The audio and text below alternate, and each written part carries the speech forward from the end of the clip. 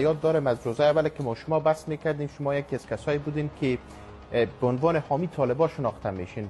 بسیار مهم است که شما حال بودن هیبت الله را کلا به یک نحو رد میکنین و میگین که وجود نداره. یک کوتاه بگوین چرا به این نتیجه رسیدین؟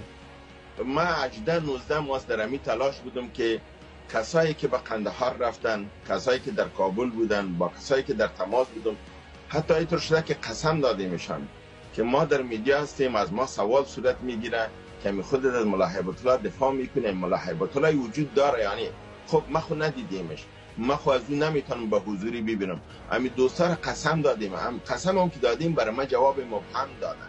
کسایی بودن که بسیار انسانای معتقد و مسلمان و با ایمان بودن.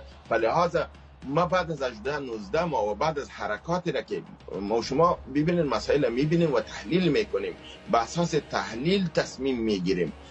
ما بعد از این تحلیل خود که کردیم که فرزند حیاتایی که از جهان و هیئت علمای جهان اسلام آمد به قندهار رفت، ملا هیبت الله به اونا ندید. آمنه محمدی آمد به قندهار رفت، ملا هیبت الله به اون ندید.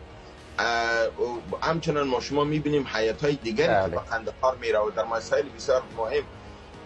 من میگم اگه این رهبر از این حرکت باشه و در چرا چی علت و چی مانعی است که ای از مردم روپوشی کنه و از صحنه دور باشه؟ درست. اگه ای موجود باشه باید به صحنه بره و مردم از به حساب از خط اول رهبری کنه.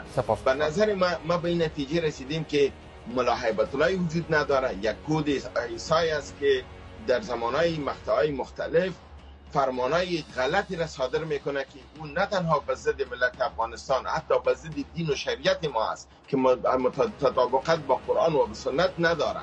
و این فرمان ها را نه تنها که ملت افغانستان رد کرده، اجماع کلی و اکثریت طلبا و علما او را رد کرده. لحاظ در این یک تناقض بسیار کلی وجود داره و از همین خاطر ما گفتم میتونم که همین جنگ بین جنگ قطب آیسای و قطب حرکت دوحه که قرارداد داره و به می خاطر هم این دفتر سخنگوی از کابل به انتقال داده میشه.